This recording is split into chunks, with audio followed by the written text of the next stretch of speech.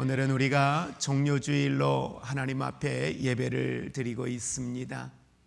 예수님께서 예루살렘에 입성하실 때에 많은 사람들이 예루살렘에 예수님이 오신다는 소식을 듣고 사람들이 모여들었고, 모여든 그 사람들은 한결같이 종려나무 가지를 흔들며 예수님을 맞이했습니다. 예수님을 맞이하며 그들이 외쳤던 소리는 호산나, 호산나라는 외침과 함께 더불어 그들은 예루살렘에 입성하시는 예수님을 환영했습니다. 한번 그 장면을 여러분 머릿속에 떠올려 보시기 바랍니다. 종려나무 가지를 흔들며 예수님을 호산나 호산나 하며 맞이하는 그들의 모습에는 슬픔과 좌절의 모습이 아니라, 절망의 모습이 아니라 기쁨이요 환희에 찬 외침이었습니다. 소망찬 외침이었습니다. 그들이 그렇게 소망찬 외침으로 예수님을 맞이했던 이유는 예수님이 공생의 사역 가운데 행하신 놀라운 일들을 그들은 보았습니다. 그것은 사람이나 선지자들이 행할 수 있는 그러한 능력이 아니었습니다. 그래서 그들은 예수님이 메시아임을 믿었습니다. 그들은 그들을 위하여 오신 메시아, 그들을 구원하기 위하여 오신 메시아, 예수님이 구원을 외칠 때에 그들이 생각했던 구원은 오늘 그들이 로마의 치하에, 로마의 속박 가운데 있던 나라였기에 로마로부터 구원할 메시아로 이해하고 받아들였습니다. 오늘 본문의 배경은 우리가 잘 알고 있는 유월절 바로 직전에 많은 사람들이 오늘 예루살렘에 모여 있는 모습을 우리는 성경을 통해 보게 됩니다. 그리고 그 당시의 시대적 상황은 우리가 잘 아는 것처럼 로마 통치 아래에 있었기에 정치적으로도 매우 큰 긴장감이 감도는 그런 시간이었을 겁니다. 나라를 다스리고 있던 로마의 입장에서 보았을 때에 절기가 되어 사람들이 모이는데 주체할 수 없이 사람들이 모여듭니다. 그러니 정치적으로도 많은 긴장감 가운데에 이 유월절을 맞이하고 있었습니다. 그리고 로마 사람들에게는 정치적인 긴장감이 있었지만 오늘 이스라엘 사람들에게는 또 다른 기대와 소망, 메시아를 기다리고 있는 그들의 모습이 예루살렘에 입성하시는 예수님의 모습을 보고 반응하는 이들의 모습을 통하여 얼마나 간절히 오늘 이 날을 기다렸는지에 대한 모습을 엿볼 수가 있습니다. 이들이 이토록 예수님을 기다렸던 건 앞에서 말씀드렸던 것처럼 로마를 무너뜨리는 왕, 정치적으로 우리를 해방시키고 구원하실 왕, 강한 지도자로서의 예수님, 그런 왕을 이들은 기대했습니다. 그런데 성경을 통해서 보면 예수님은 전혀 다른 모습으로 오셨다는 사실을 우리는 너무도 잘 알고 있습니다. 그래서 오늘 우리는 이 예수님이 오시는 본문의 배경들, 이 말씀과 또 예수님의 성품에 대한 내용들을 함께 몇 가지 묵상을 해보면서 오늘 이들이 이해할 수 없는 모습으로 오신 예수님의 모습이 어떤 모습인지 함께 말씀을 통해 보기 원합니다. 먼저 그들이 예루살렘에 입성하시는 예수님을 바라보며 외쳤던 소리, 호산나. 이 호산나라고 하는 이 외침의 소리에 먼저 여러분 귀를 기울여 보시기 바랍니다. 이 호산나라고 하는 말, 히브리어로 휘시아나라고 하는 말에서 유래되었는데요. 본래 이 말의 의미는 지금 우리를 구원하소서, 지금 우리를 구원하소서, 제발 구원해 주시옵소서, 제발 우리를 구원해 주시옵소서 라고 하는 외침이었습니다. 우리의 구원자, 당신은 나의 구원자입니다. 당신은 지금 우리를 이 로마의 압박으로부터 구원해 주실 참된 구원자요, 우리의 왕이십니다 라고 하는 그들의 고백이었습니다. 자, 그 내용이 13절에 잘 기록되어 있는데요, 13절 같이 합독합니다. 종려나무 가지를 맞으러 나가 외치되 호산나 찬송하리로다. 주의 이름으로 오시는 이 곧 이스라엘 왕이시여 하더라. 이스라엘 왕으로 오실 주님으로 이들은 기대하고 오늘 주님을 맞이하고 있습니다. 사람들은 구원해달라 외쳤습니다. 그 구원해달라 외쳤을 때에 그들의 모습은 온전히 자신들의 방식이었습니다. 자신들의 방식으로 우리의 왕이 되어달라, 구원해달라 원했습니다. 그런데 여러분, 예수님의 성품은 성경에 그렇게 기록되어 있지 않습니다. 마태복음 21장을 통해 우리가 볼 수 있는 예수님의 모습은 겸손한 분으로 성경에 기록되어 있습니다. 여기에서 겸손하여, 겸손하다라고 하는 헬라어의 원어는 프라우스라고 하는 단어입니다. 이 프라우스라고 하는 단어는 온유한, 부드러운, 절제된 힘. 그러니까 예수님은 겸손한 분인데 그 겸손하신 예수님은 온유하신 분이다, 부드러운 분이다, 절제된 분이다. 여러분, 오해하지 마십시오. 이걸 잘못 오해하면 약함으로 이해할 수 있습니다. 그러나 예수님은 통제된, 절제된 강함을 가지고 계신 예수님. 그래서 그 예수님은 창조주이시지만 겸손한 자로 성경을 예수님을 묘사하고 있습니다. 다시 말하면 이 땅에 오신 예수님의 왕권은 폭력이 아니라는 겁니다. 전쟁이 아니라는 겁니다. 예수님의 왕권은 겸손과 사랑의 통치를 상징하고 있다는 사실을 성경을 통해 우리에게 이야기합니다. 그리고 오늘 본문을 통하여서 우리가 예수님이 어떤 왕으로, 어떤 분으로 이 땅에 오셨는가를 너무도 명확하게 상징적으로 이야기해 주고 있는 내용이 있습니다. 바로 14절과 15절인데요. 같이 우리 한 목소리로 합독합니다. 예수는 한 어린 나귀를 보고 타시니 이는 기록된 바 시온에 따라 두려워하지 말라. 보라, 너의 왕이 나귀 새끼를 타고 오신다 함과 같더라. 아멘. 스가랴 9장 9절에 인용되어진 말씀을 가지고 이야기합니다. 그 주님은 이 땅에 오실 때에 나귀를 타고 들어오실 것이다 라고 이야기했어요. 그런데 그 나귀도 어떤 나귀예요? 어린 나귀요, 새끼 나귀라고 성경은 이야기를 하고 있습니다. 왜 성경은 굳이 말을 사용하지 않고 나귀를 사용하고 있음에 대하여 이야기할까요? 평소에 예수님이 나귀 타고 다니셨습니까? 아니요. 도보로 걸어 다니셨어요. 그런데 왜 예루살렘에 입성하실 때 굳이 나귀를 지명해서 나귀를 타고 예수님은 예루살렘에 입성하셨을까요? 이 안에는 예수님이 이 땅에 오신 궁극적인 목적, 그리고 그 오셔서 이루심의 방법에 대한 의미를 우리는 성경을 통해 볼 수가 있습니다. 당시에 고대 근동지방에서 말이 상징하고 있는 건 전쟁입니다. 권력입니다. 힘입니다. 그러나 나귀는 평화를 상징하고 있습니다. 다시 말하면 예수님은 전쟁의 왕으로 오심이 아니라 평화의 왕으로, 화목의 왕으로, 화해의 왕으로 이 땅에 오셨다는 사실을 오늘 우리에게 성경을 통하여 말씀을 해주고 있습니다. 위의 말씀들을 정리해 보면 사람들은 기대했습니다. 힘 있는 왕, 우리를 해방시켜줄 정치적인 왕, 즉각적으로 이 문제 속에서 우리를 구원해 주실 왕. 그런데 실제 예수님의 모습은 겸손한 왕이요, 영적인 구원의 왕이요, 십자가의 길을 걸으신 예수님의 모습으로 성경은 묘사되어져 있습니다. 이 일이 불과 며칠 후에 상상할 수 없는 일로, 사건으로 바뀌어집니다. 오늘은 호산나 호산나 하던 사람들이, 우리의 왕이라 하면서 맞이했던 사람들이 예수님 십자가에 못 박히시던 날, 그들은 예수를 십자가에 못 박으라고 외칩니다. 누구를 놓아줄까? 누구를 놓아줄까? 예수를 십자가에 못 박으라고 외칩니다. 호산나 외치던 소리가 이제는 예수를 십자가에 못 박으라고 외치고 있는 이들의 모습을 봅니다.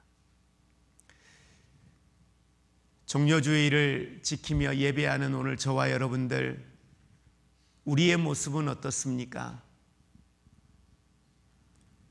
우리는 예수님을 믿지만 때로는 우리도 내 문제, 내 계획, 내 삶, 우리의 기도가, 우리가 신앙생활하고 있는 우리의 삶의 모습이, 예물을 드리고 있는 우리의 예물의 내용들이, 우리의 삶의 많은 부분에 우리의 신앙의 생활들이, 내 삶, 내 문제, 내가 계획하고 있는 것, 모든 것이 내가 중심이 되어 이스라엘 백성들 호산나라 외치던 이 예루살렘 성 안에 예수님을 맞이하던 이 사람들과 과연 우리는 얼마나 다른가 라는 생각을 해봅니다. 자녀가 왕이 되어 있어 예수님은 자녀를 위한 수단, 방법, 여기에 멈춰 있는 우리의 모습을 볼 때가 너무도 많습니다. 그렇다면 오늘 이 종료주의를 맞이하는 저와 여러분들, 예수님을 왕으로 고백하며 따르는 진정한 신앙의 사람들의 삶은 무엇일까? 여러분, 먼저 예수님을 수단이 아닌 주인으로 인정하며 사는 우리의 삶이 되기를 원합니다. 내 삶을 위해 예수를 이용하는 것이 아니라 예수님을 주인으로 모시는 겁니다. 너무도 많은 사람들이 이야기합니다. 아니, 누가 예수님을 믿으면서 예수님을 수단으로 이용합니까? 예수님이 당연히 우리의 주인이시지요, 우리의 주권자이시지요, 우리의 왕이시지요 라고 이야기합니다. 그런데 여러분, 한번 들여다보십시오. 고난의 시간이 지속되는데 그 고난의 시간, 어려움이 해결되지 않아요. 자녀의 문제가 있는데 자녀를 위해 기도했는데 자녀의 문제가 해결되지 않아요. 교회 안에 여러 이유들로 인하여 상처를 받고 마음에 아픔이 생겼어요. 어떻게 해요? 떠나요. 교회를 떠나고 공동체를 떠나고 떠납니다.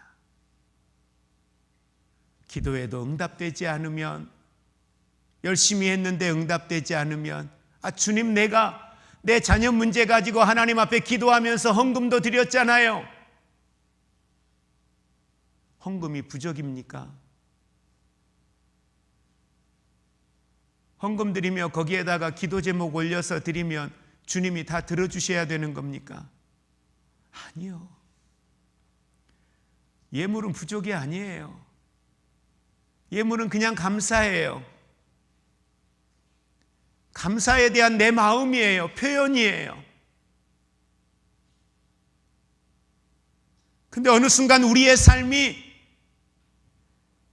내가 원하는 것들이 이루어지지 않으면, 내가 말하는 것들이 말하는 대로 되지 않으면 문제라고 이야기를 해요. 안 된다고 말해요. 그리고 쉽게 떠나버립니다. 포기해버립니다.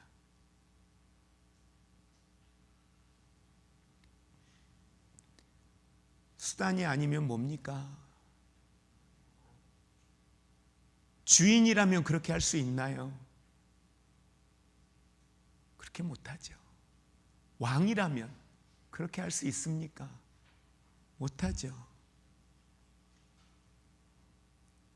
그래서 예수님을 진짜 왕으로 따른다는 건 예수님이 그냥 주인이에요. 어떤 이유로도 그분은 내게 수단이 될 수 없습니다. 그리고 예수님을 왕으로 따른다면 여러분, 결과가 아니라 그 길을 신뢰하는 신앙의 사람들이 되기를 주의 이름으로 축복을 드립니다. 우리는 결과만 원해요. 어떻게 해서든지 그렇게 되었으면 좋겠어요. 어떻게 해서든지 내 자녀가 그 길을 갔으면 좋겠어요. 어떻게 해서든지 이 기도한 게 응답되면 좋겠어요. 원하는 걸 내 손에 쥐었으면 좋겠어요. 우리는 계속해서 결과예요. 그러나 주님이 말하는 건 아니에요. 주님은 길이에요.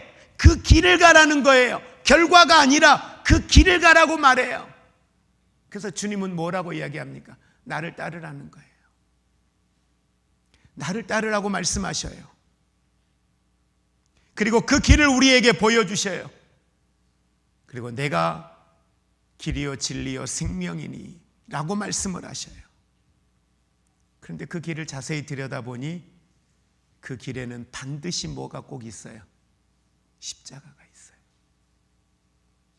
우리는 영광을 원했잖아요. 주님 그냥 영광만 주시지, 주님 그냥 행복만 주시지. 그런데 여러분, 우리는 영광을 원하는데 주님은 십자가 없는 영광은 가짜라고 말해요. 우리가 원하는 결과물, 우리가 손에 쥐기를 원하는 것, 그런데 주님은 우리에게 반드시 그곳에는 십자가의 길이 있다는 사실을 우리에게 반복해서 말씀해 주십니다. 그거 타협하지 않으시더라고요. 그리고 예수님을 진정한 왕으로 우리가 따른다면, 여러분, 지난주에도 말씀 우리가 함께 나누었던 것처럼 하나님이 우리와 함께 하십니다. 하나님이 우리와 함께 하심을 믿는다면 여러분, 어떤 두려움 속에도 그 길을 따라갈 수 있는 우리가 되기를 주의 이름으로 축복을 드립니다. 정말 그분이 창조주시라는 걸 믿는다면, 그 창조주이신 주님이 나의 왕이시고 나의 왕이신 그분이 이 길 가자, 나와 함께 가자 라고 말씀하신다면 여러분, 언제든지 그 길에 대하여 순종하며 걸어갈 수 있는 우리가 될 수 있기를 주의 이름으로 축복을 드립니다. 왜요? 믿으니까요. 신뢰하니까요. 그분의 능력을 믿고 그분을 신뢰하니까 가자 하고 그 길을 같이 걸어가면 그 길은 하나님이 책임지신다는 것, 도우신다는 것, 감당케 하신다는 것, 그곳에 주의 영광을 드러내신다는 것, 이걸 믿으니까 눈에 보이는 건 불편하고 어두움이고 고난이고 앞에 길이 보이지 않지만 가자고 하니 그 길이 우리에게는 기대감이 되고 그 길에서 행하실 주님을 찬양하며 그 길을 걸어갈 수 있는 우리 모두가 되기를 주의 이름으로 축복을 드립니다. 일부 예배 때도 잠깐 말씀드리면서 그런 얘기를 나누었는데요. 이제 아침에 좀 일찍 일어나게 돼서 이제 한 방송을 듣게 됐습니다. 유튜브 방송인데 이제 성경에 관련된 컨텐츠를 가지고 역사에 대해서 이야기하고 구속사에 대해서 이야기하는 그런 내용들이었어요. 근데 그때 우리가 잘 아는 한 분 귀한 목사님과 이제 인터뷰하는 내용이 그 속에 있었습니다. 우리가 이제 잘 아는 내려놓음에 대해서 책을 쓰셨던 목사님이세요. 이제 몽골 쪽에 가셔서 사역을 하셨었죠. 근데 이제 그 사회자의 질문이 이런 질문이었습니다. 목사님께서는 이제 몽골 사역을 들어가시기 전에 서울대를 나오셨고, 그 다음에 서울대에서 이제 석사까지 대학원 과정까지 하셨고, 그리고 하버드대에서 박사과정까지 다 공부를 하셨는데 한국에 들어오셔서 여러 대학들 교수진으로 코라는 곳들이 많았을 것이고 가실 수 있는 곳들이 많았을 텐데 어떻게 몽골을 가시게 됐어요? 라는 이야기를 하시는 거예요. 근데 그 내용들은 이런 의미였어요.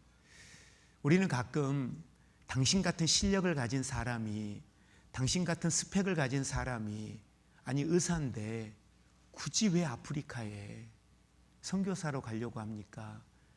왜 그런 험지에 선교사로 가려고 합니까? 이곳에서도 할 일이 많을 텐데 라는 이야기예요. 여러분, 많은 사람들이 이 정도의 스펙을 가지면, 이 정도의 역량을 가지면 그런 곳에 가시면 안 되지 않나요? 굳이 왜 그런 곳까지 가셔요? 왜 굳이 그런 일까지 하셔요? 이 정도 스펙이면 더 좋은 교회, 더 큰 교회 갈 수 있을 텐데 왜 굳이 그렇게 시골 교회 가셔서 그 몇십 명 안 되는 그 교회에, 그곳에 가셔서 생활비도 어려우실 텐데 어떻게 그곳에 가서 목회하셔요? 더 큰 교회 가실 수 있을 텐데. 이런 관점이에요. 이게 우리가 세상을 바라보는 관점인데 교회 안에도 이런 관점으로 보는 거예요. 그냥 일반적인 학교를 나오고 그냥 일반적인 사람들이 선교사로 가겠다 그러면은 네, 박수 쳐요. 그런데 교수의 실력을 가지고 의사였던 사람들이 선교사로 가겠다 그러면은 안쓰러워해. 굳이 왜? 우리들의 신앙의 관점들은 너무도 우리들의 사고에 매몰되어져 있는 거예요. 여러분, 주님이 그 길을 가라고 하신다면 가는 거예요. 그래서 그 이용규 선교사님께서 그 말에 대해서 이렇게 말씀하셨어요. 그땐 그 길밖에 없었어요. 그땐 그 길밖에 없었어요 라고 이야기하셔요. 그 말씀 속에 많은 것들을 저는 생각하게 됐어요. 그 길밖에 없었다. 하나님이 그 길만 가기를 원하시는 거예요. 그 길을 하나님이 원하셨던 거예요. 근데 중요한 건 하나님을 중심에 두니까 그 길밖에 안 보이는 거예요. 왜 여러 곳에서 콜이 없었겠어요? 있었지요. 근데 그 길밖에 없었다는 거예요. 왜? 주님 바라보고 있으니까. 저와 여러분이 그분이 나의 왕이시고 그분이 나의 주권자이시기 때문에 내 생각과 내 사고와 내 시선이 그분을 향하면 우리에게는 그 길밖에 없는 거예요. 그러나 그분이 왕이 되지 않으면 그 길 외에도 다른 길이 있는 거예요. 우리가 지금 세워진 대통령을 대통령으로 인정하지 않으면 다른 길이 있는 거예요. 다른 방향이 있는 거예요. 다른 지도자가 있는 거예요. 그러나 그를 이 나라의 대통령으로 인정한다면 우리에게는 그 길밖에 없는 거예요. 그 길을 따라가는 거예요. 그 길에 함께하는 거예요. 하나님 앞에 우리의 신앙이 그분을 진정한 왕으로 우리가 생각한다면 여러분, 어떤 두려움, 환경들, 형편들, 상황들 어찌 되었든요, 우리는 그 길을 믿음으로 함께 걸어갈 수 있는 하나님의 사람들이 다 되시기를 주의 이름으로 축복을 드립니다. 말씀을 정리하며 이 시간에 우리는 우리 자신에게 이런 질문을 한번 같이 해보고자 합니다. 나는 예수 그리스도를 어떤 왕으로 생각하고 그분을 따르고 있는가? 정말 여러분은 예수님을 따르고 계십니까? 따른다면 혹시 내 안에는 예루살렘 성에 입성하시는 예수님을 바라보며 호산나라 외쳤던 그들의 시선으로 예수를 바라보고 혹시 따르고 있지는 않습니까?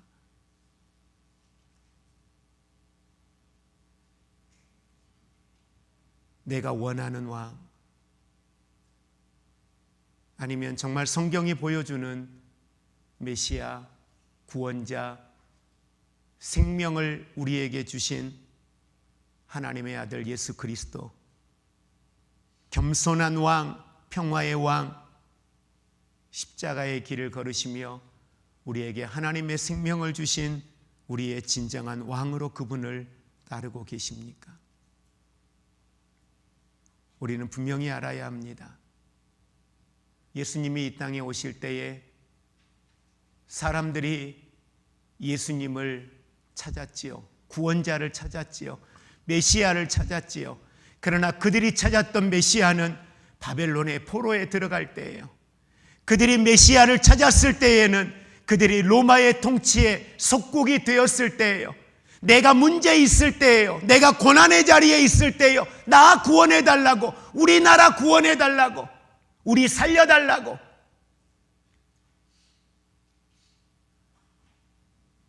그럴 때 그들은 메시아를 찾았습니다. 죄의 문제 해결해달라고, 우리 영혼의 문제 해결해달라고, 우리 지옥 가지 않고 천국 가게 해달라고, 예수님 찾지 않았습니다. 무슨 말이냐면 예수님은 우리의 기대를 맞추기 위하여 오신 분이 아니라는 사실입니다. 우리의 기대에 부응하기 위하여 오신 분이 아니라 우리를 구원하기 위하여 오신 그분의 계획 속에 이 땅에 오신 예수님입니다. 그렇다면 이제 이 종려주의를 지내며 우리의 관심은 우리가 원하는 예수가 아니라 그분이 원하는 나, 오셔서 나를 구원하셨으니 그분이 원하시는 하나님의 사람, 그분이 원하는 이 땅에 오셔서 궁극적으로 이루고자 하셨던 그분의 계획 속에 있는 하나님의 나라가 무엇인가? 그걸 위하여 이 고난주간을 보내며 우리는 우리 안에 내가 중심되었던 걸 회개하고 내가 왕되었던 자리, 내가 주인되었던 자리를 내려놓을 수 있고 그분이 온전히 내 인생의 왕 되시고 그분의 주권을 인정해 드리기로 결단하는 삶의 구체적인 결단들이 있는 그런 이 고난주간 될 수 있기를 주의 이름으로 축복을 드립니다. 사람들은 왕을 원했지만 예수님은 십자가를 선택하셨습니다. 우리가 원하는 왕이 아닐 수 있습니다. 그러나 예수님은 이 땅의 생명이 아닌 영원한 생명을 우리에게 주셨습니다. 이제 이 시간 우리 함께 기도하며 결단하기 원합니다. 나는 예수님을 내가 원하는 방식이 아니라 그분이 주신 길, 그 길 따르겠습니다. 그 길 따라 가겠습니다. 그것이 2026년 종료주의를 맞이하여 예배하는 우리의 결단이 되어지기를 원합니다. 내 기대를 이루어주는 왕이 아니라 나를 구원하신 주님을 따르는 겸손한 왕이신 예수님을 끝까지 따르는 믿음을 이 시간 내게 허락하여 주옵소서. 함께 같이 기도하겠습니다.